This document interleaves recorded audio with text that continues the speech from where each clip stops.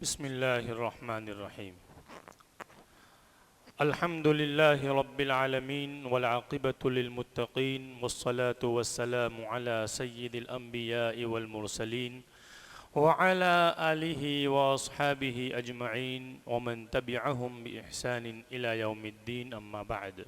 फ़क़द क़ालल्लाहु तबारक व तआला फ़िल क़ुरआनिल मजीद अऊज़ु बिल्लाहि मिनश शैतानिर रजीम बिस्मिल्लाहिर रहमानिर रहीम या अय्युहल्लज़ीना आमनू क़ू अनफुसकुम व अहलीकुम नारा व क़ाल तआला फ़ी मौज़िइन आख़र मन अमिल सालिहन मिन ज़करिन औ उन्सा व हुवा मुअमिन फ़लनुहयियन्नहु हयातन तय्यिबह सदक़ल्लाहुल अज़ीम। मेरे दीनी और ईमानी भाइयों, इस दुनिया में आने वाला हर शख्स एक ज़िम्मेदारी को लेकर इस दुनिया में आया है।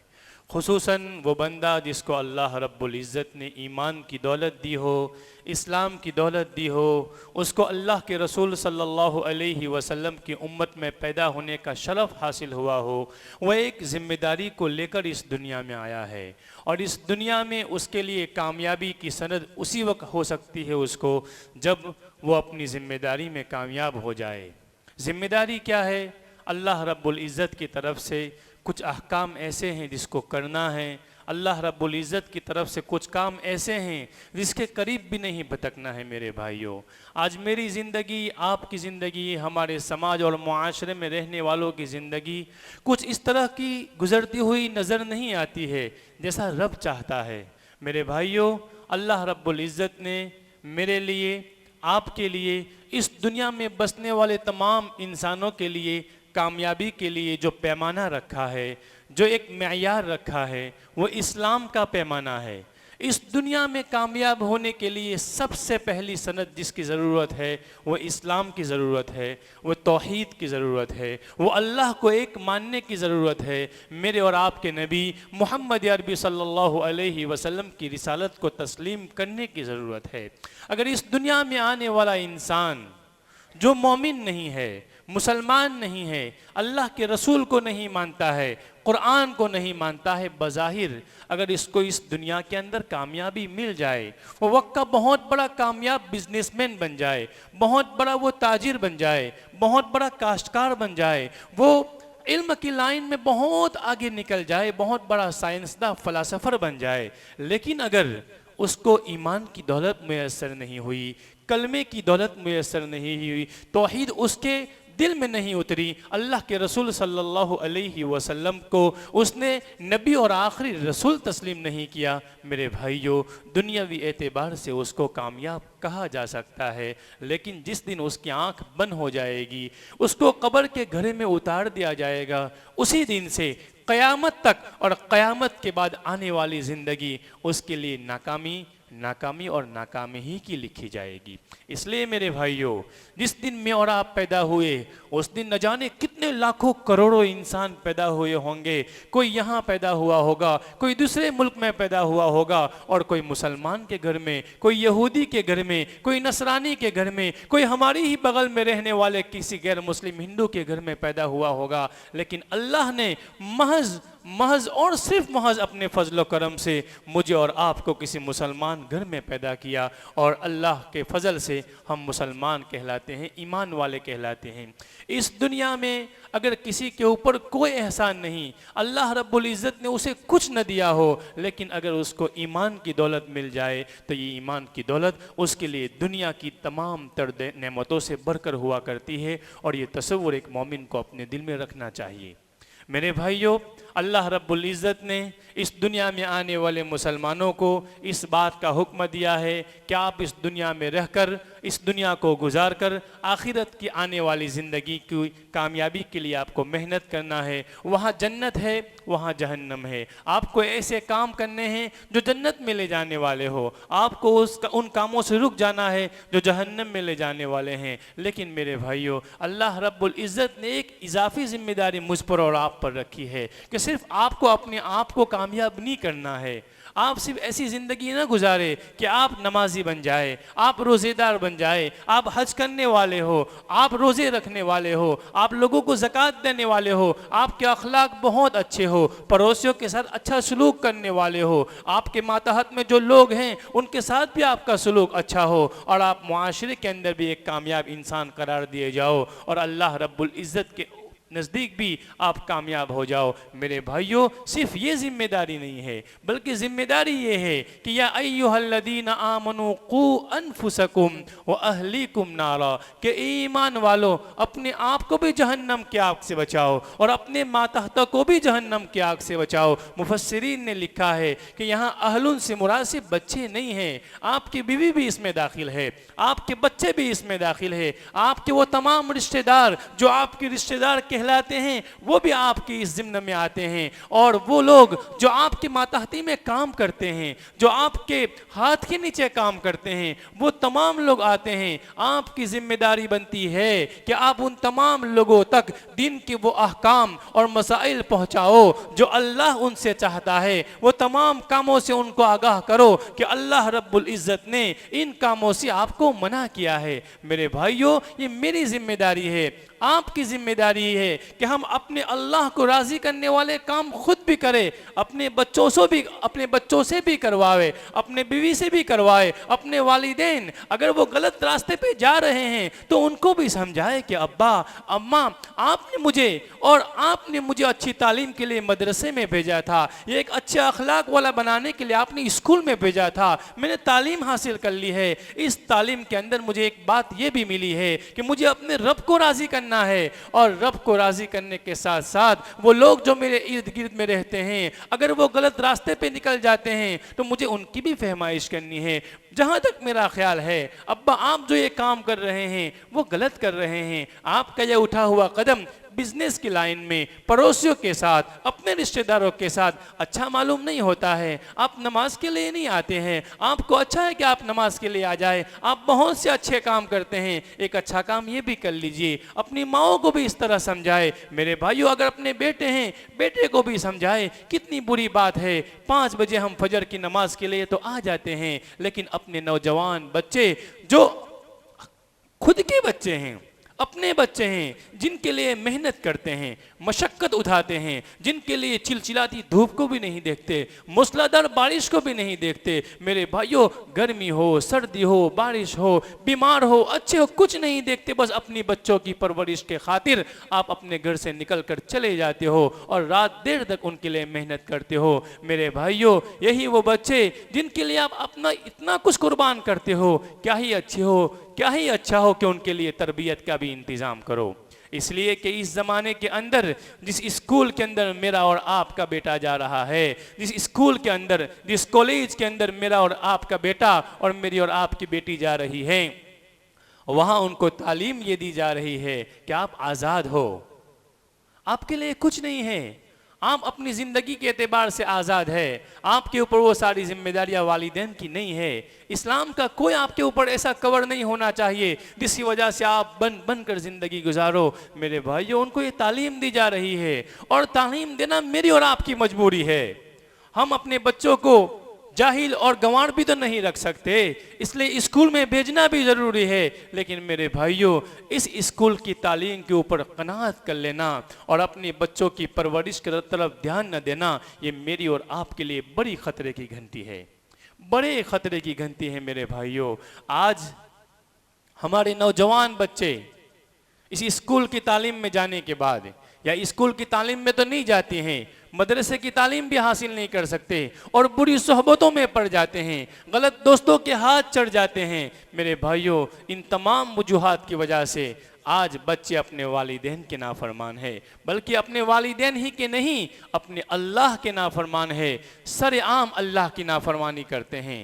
कई मर्तबा आप देखते होंगे अल्लाह का मुनादी आवाज़ दे रहा है कि आओ अल्लाह की तरफ, आओ कामयाबी की तरफ। लेकिन मेरा और आपका बच्चा इसी मस्जिद के दरवाजे के पास से गुजर जाता है, लेकिन उसको ये तौफीक नहीं होती कि वो अल्लाह के घर में आ जाए। आखिर क्या बात है? आप तो अच्छे खासे नमाजी हैं, आप तो फजर में भी आ जाते हैं, जोहर में भी आ जाते हो, आप तो इशा की नमाज की भी आपकी कोताही नहीं होती है, लेकिन आपके नौजवान बच्चे जो आपके घर में रहते हैं, आपके साथ खाना खाते हैं, वो सब कुछ आपके साथ करते हैं, खुशी और गमी आपके साथ मनाते हैं, लेकिन वो आपके बच्चे नमाज के अंदर आपके साथ नहीं आते। फजर में आप अकेले आ जाते हैं और आपके बच्चे 10 बजे तक 9 बजे तक ऐसे ही बिस्तरों में पड़े रहते हैं। जबकि अल्लाह के रसूल सल्लल्लाहु अलैहि वसल्लम की तालीम मुझे और आपको ये मिली थी कि ए उम्मतियो, ए मुसलमानों, आप अपने बच्चों की सही परवरिश करो, आप उनको अदब सिखाओ, उनको इकराम करो,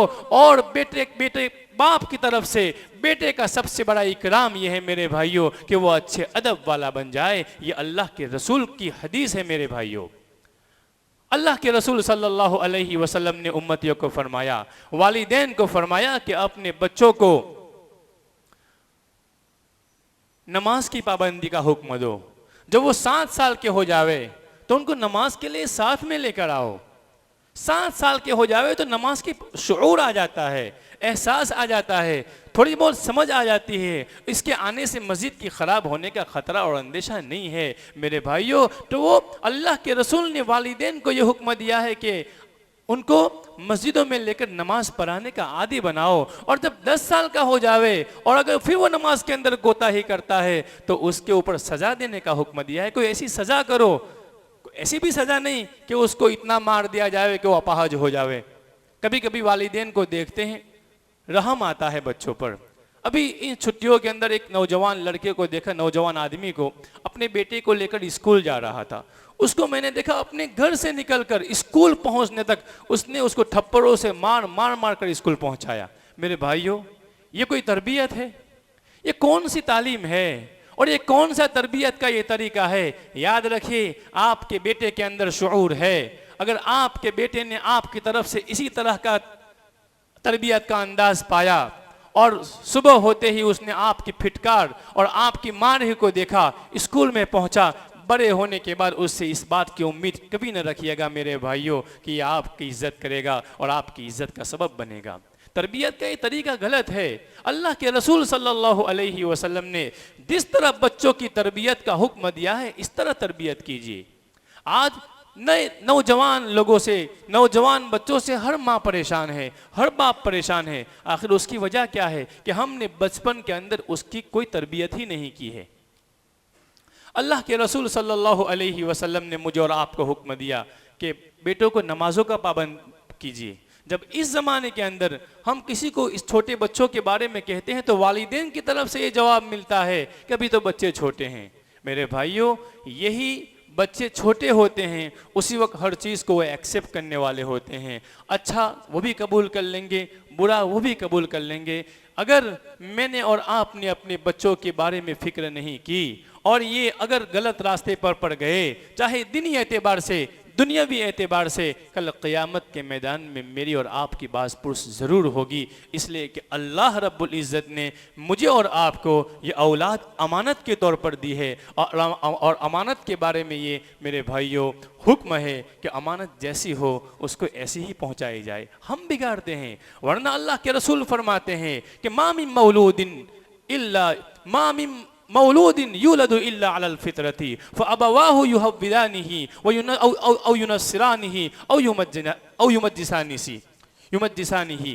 क्या कहते? अल्लाह के रसूल फरमाते हैं कि हर बच्चा, बुखारी की रिवायत है, हर बच्चा फितरत इस्लाम पर पैदा होता है। चाहे किसी भी घर में पैदा हो, बच्चे के अंदर ये सलाहियत होती है कि वो इस्लाम के अहकाम को कबूल करने वाला हो, इस्लाम ने जिन बातों को मना किया है उससे रुकने वाला हो। लेकिन उसके वालिदैन उसको यहूदी बना देते हैं, उसके वालिदैन उसको नसरानी बना देते हैं, उसके वालिदैन उसको मजूसी बना देते हैं, इसलिए कि घर का माहौल ही ऐसा है। मेरे भाइयों, अब आ जाइए मेरे और आपके घर के अंदर, इस्लाम वाले घराने के अंदर। वो पैदा तो होता है इस्लाम वाले घर के अंदर, उसका नाम भी रख दिया जाता है मुसलमान, लेकिन चूंकि वालिदैन का रहन सहन ऐसा है कि जिस रहन सहन की वजह से मेरे भाइयों वो हर ऐसा काम कर जाता है जिससे रब नाराज हो जाता है। बहुत फर्क पड़ता है माहौल का, बहुत फर्क पड़ता है माहौल का मेरे भाइयों। आप बहुत आसानी से जींस और टी शर्ट इसलिए पहन लेते हैं कि आपके घर का माहौल ऐसा है, मैं नहीं पहन सकता, इसलिए कि अगर मैं पहनूंगा तो आप भी पसंद नहीं करेंगे। सबसे बड़ी कमजोरी हमारी ये है कि आप मेरे चेहरे के ऊपर दाढ़ी देखना पसंद करते हैं, अगर मैं दाढ़ी नहीं रखूंगा तो आप बिल्कुल पसंद नहीं करेंगे, बल्कि तफसीरें करेंगे कि मौलवी होकर दाढ़ी नहीं रखता, मौलवी होकर कुर्ता और पायजामा नहीं पहनता, मेरे भाइयों मौलवी होकर टोपी नहीं पहनता। वो तमाम चीजें जिसको आप अच्छी समझते हैं और दूसरों के चेहरे पर, दूसरे के जिस्म पर पसंद करते हो, लेकिन आप उसको नहीं करते, इसलिए कि आपके घर में इसको कोई नहीं करता, आपके वालिद नहीं करते, आपके चचा नहीं करते, आपके दूसरे रिश्तेदार नहीं करते। जबकि मेरा मामला ऐसा है कि मुझे करना ही करना है, क्योंकि मेरा भाई भी कुर्ता पहनता है, मेरे वालिद भी कुर्ता पहनते हैं, मेरे चचा भी कुर्ता पहनते हैं, जबकि वो आलिम नहीं है, कोई भी आलिम नहीं उसमें से, लेकिन सब कुर्ता और पायजामा पहनते हैं, सबके चेहरे पर दाढ़ी है, तो मुझे तो रखना ही रखना है।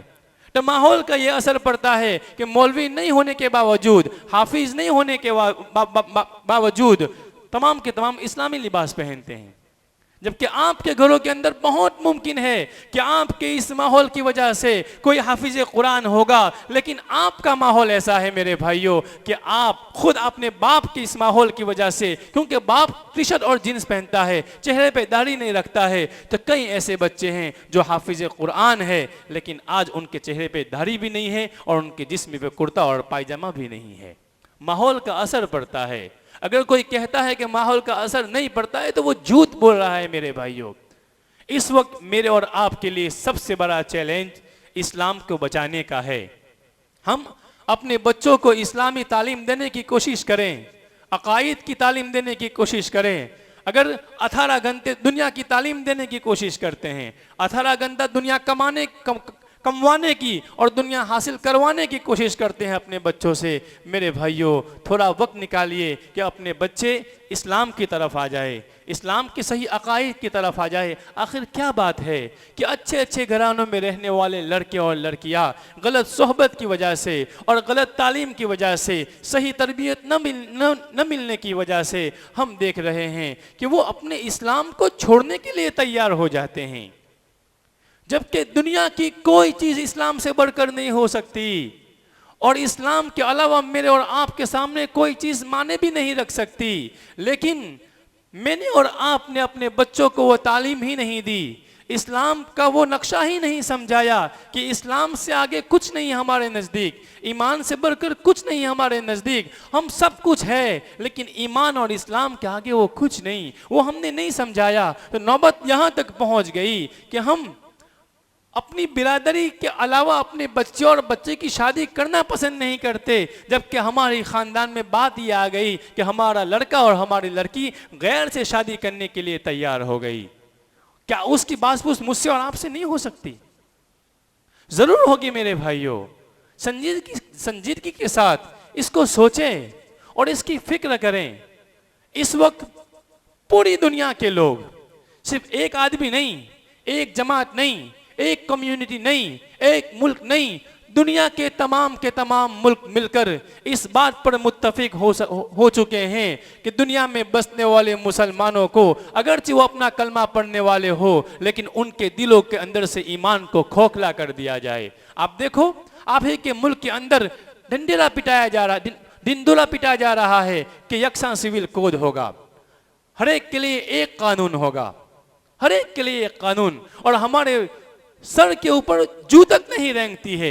20 करोड़ का ये देश है, जिन 20 करोड़ देशवासियों को ये कहा गया कि आपके खिलाफ प्लानिंग हो रही है, आपको एक प्लेटफॉर्म पर लाने की बात कर रहे हैं, अगर ये कानून पास हो गया तो सीधा आपके तलाक पर असर पड़ेगा, आपके निकाह पर असर पड़ेगा, आपकी मिरास पर असर पड़ेगा। मेरे भाइयों, बावजूद इसके कि उसके लिए प्लानिंग की गई, उसके लिए लोगों को समझाया गया, आसानी के लिए चीज़ें पेश की गई कि भाई ईमेल के जरिए इस तरह अपनी मुखालफत दर्ज करवाओ, लेकिन अफसोस इस बात का है कि 20 करोड़ मुसलमानों में से सिर्फ 20 लाख मुसलमानों ने अपनी बेदारी का सबूत दिया। अंदाजा लगाइए इस जमात के अंदर भी कितने ऐसे लोग होंगे जिन्होंने अपने मोबाइल से इस काम को नहीं किया।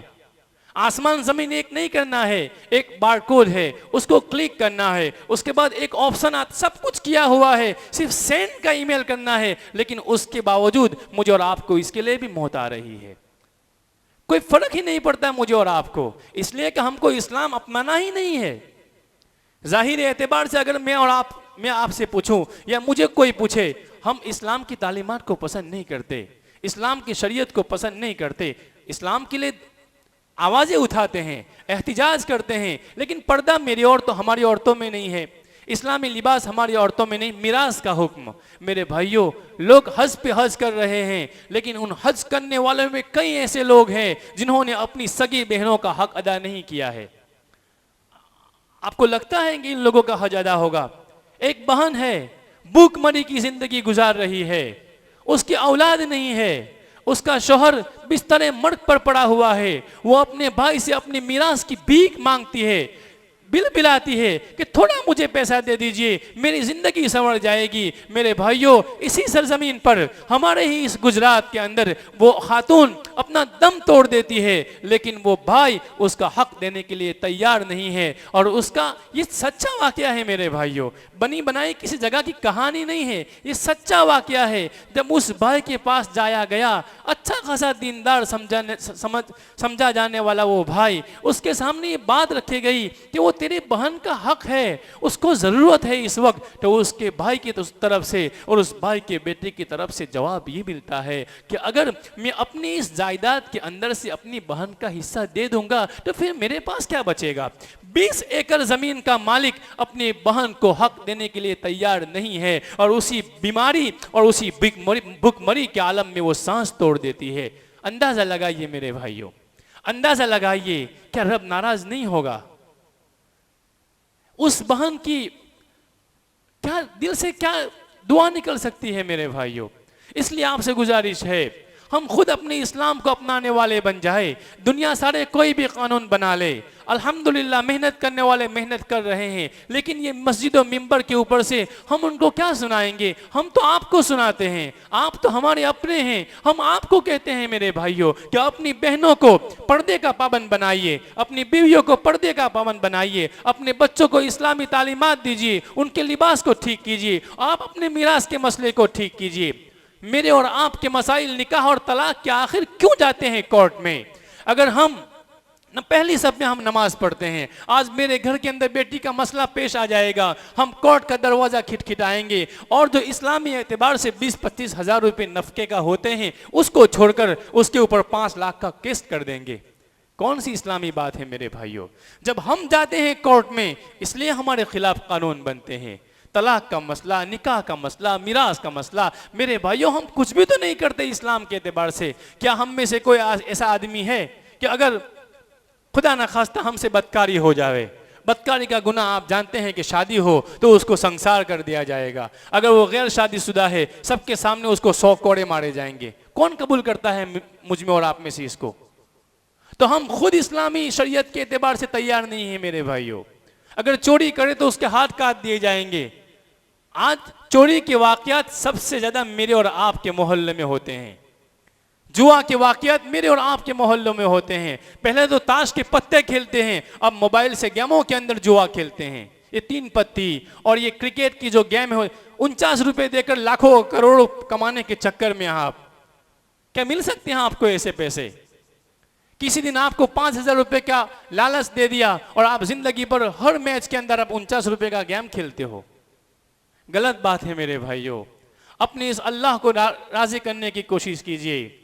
और ये सिविल कोड के बारे में आज आखिरी दिन है, अपने मोबाइल की स्क्रीन को खोलिए, हजारों मैसेजेस आए हुए हैं आपके ऊपर, उसके ऊपर क्लिक करिए और अपनी मुखालफत दर्ज करवाइए। फैसला कुछ भी हो मेरे भाइयों, लेकिन हम अपनी मुखालफत तो दर्ज करवाए, क्या होगा? कुछ नहीं होगा। लेकिन आप नहीं चाहते हैं, इतना तो दर्ज करवाइए। बहुत से ऐसे काम करते हैं जो तुम करते हो और उसके अंदर आपको कामयाबी नहीं मिलती है। आप जवानी से लेकर बुढ़ापे तक कई साल आपने दुनिया कमाने के लिए खर्च कर दिया, क्या आपको लगता है कि आपने सही माने के अंदर दुनिया कमाई हो? उसके अंदर भी कामयाबी आपको नहीं मिली, फिर भी आप काम कर रहे हैं। एक इस्लाम के कानून बचाने के लिए, अपने रब के हुजूर ये कहलवाने के लिए कि अल्लाह तेरे ज़मीन के ऊपर इस्लाम के ख़िलाफ़ कानून बन रहा था, तो मेरे बस में ये था कि मैं अपनी मुखालफत दर्ज करवाऊँ। उसके लिए मैंने अपने मोबाइल से ख़ुद भी और अपने दोस्तों को भी इस पर आमादा किया था कि हम अपनी मुखालफत दर्ज करवाएं। यही मेरी जिम्मेदारी है। जो बड़ी जिम्मेदारियां है, हमारे बड़े लोग बहुस्न खूबी निभा रहे हैं। हर चीज़ को हल्के में नहीं लेना चाहिए मेरे भाइयों, हर चीज़ को हल्के में नहीं लेना चाहिए। ज़िंदगी मेरी और आपकी गुजर चुकी है, मेरी और आपकी नस्लों को और क्या देखना है इस देश में, उसका हम अंदाज़ा नहीं लगा सकते। इससे पहले इस तरह का कानून आया था, मुस्लिम पर्सनल लॉ बोर्ड के सबसे अहम जिम्मेदार ने, सबसे बड़े जिम्मेदार ने ये बात कही थी कि 2019 के अंदर भी इस तरह की बात आई थी। उस वक्त इसी तरह की प्लानिंग की गई, इसी तरह मुखालफत लॉ कमीशन में दर्ज करवाई गई। उस वक्त लॉ कमीशन का ये हुक्म था और उनकी तरफ से ये ऑर्डर आया था कि इस वक्त इस तरह का कानून पास करना ये मुल्क की सालिमियत के लिए खतरा है। मेरे भाइयों, अगर 2019 के अंदर ये कानून ख़त्म हो सकता है तो 2023 के अंदर भी हो सकता है, लेकिन मेरी तरफ से, आपकी तरफ से इतनी सुस्ती, इतनी काहिली कि हम अपने इस कानून को बचाने के लिए इतना भी नहीं कर सकते। अल्लाह के वास्ते मेरे भाइयों, बेदार होने की ज़रूरत है। इस्लाम के लिए बहुत बेदार होने की ज़रूरत है मेरे भाइयों। मेरे पास, आपके पास, हमारे पास इसके अलावा कुछ है ही नहीं। ये कलमा तो है, ये कलमा तो है। इस कलमे की बुनियाद पर हम कल क़यामत के मैदान में, कब्र के अंदर, हश्र में, हर जगह जाकर हम अपने अल्लाह को मुंह दिखा पाएंगे। वरना अमाल तो इतने अच्छे नहीं हैं हमारे, लेकिन चूंकि कलमा एक ऐसी दौलत है, ईमान और इस्लाम एक ऐसी दौलत है कि अल्लाह रब्बुल इज़्ज़त सिर्फ इस कलमे की बुनियाद पर मेरी और आपके लिए जन्नत का फैसला कर देगा। और ये रिवायतों में आता है कि एक तरफ तुम्हारे इतने गुनाह होंगे, इतने गुनाह होंगे जो आसमान और ज़मीन को भर देंगे, और दूसरी तरफ अल्लाह की तरफ से मिली हुई एक पर्ची होगी। उस पर्ची में लिखा होगा ला इलाहा इल्लल्लाह मुहम्मदुर रसूलुल्लाह अशहदु अल्ला इलाहा इल्लल्लाह व अशहदु अन्ना मुहम्मदन अब्दुहु व रसूलुहु। एक पल्ले में वो रख दिया जाएगा मेरे भाइयों, वो पल्ला झुक जाएगा और आपके लिए जन्नत का फैसला कर दिया जाएगा। ये है कलमा, ये है कलमे की ताकत, ये है मेरा और आपका खालिक और मालिक कि इन तमाम तर नाफरमानियों के बावजूद मेरी और आपकी ज़िंदगी जो गलत रास्ते पर है वो रब जानता है, उसके बावजूद वो मेरे और आपके लिए इतना करने के लिए तैयार है कि मेरा हर बंदा जो कलमा पढ़ता है, मैं उन तमाम लोगों के लिए आखिर में यही फैसला करूंगा कि वो सब जन्नत में चले जाएंगे और शैतान को उस वक्त मैं शर्मसार और नादिम और शर्मिंदा कर दूंगा। अगर इतना अच्छा अल्लाह मिला हो, इतना करम करने वाला अल्लाह मिला हो, प्यारे रसूल सल्लल्लाहु अलैहि वसल्लम जो शफाअत कुबरा के मालिक हो, ऐसे रसूल मिले हो, मेरे भाइयों इम्तिहान का पर्चा पहले से खुला हुआ है कि ये काम करने हैं, ये नहीं करने हैं। सब कुछ आसानियों के बावजूद भी अगर मेरे और आपके लिए फैसला होता है क़यामत के दिन कि हम नाकाम हो गए, मेरे भाइयों इस आसमान की छत के नीचे, ज़मीन की सतह के ऊपर मुझसे ज़्यादा, आपसे ज़्यादा बदनसीब कोई नहीं हो सकता। अल्लाह रब्बुल इज़्ज़त मुझे भी, आपको भी और इस दुनिया में बसने वाले तमाम मुसलमानों की ईमान और इस्लाम की हिफाजत फरमाए और मुझे और आपको इतनी तौफीक अता फरमाए कि हम इस इस्लाम को और इस ईमान को और मुसलमानों की जो ज़बू हाली है उसको बचाने के लिए कोशिश करने वाले बन जाए। व आखिर दावाना अनिल हम्दुलिल्लाहि रब्बिल आलमीन।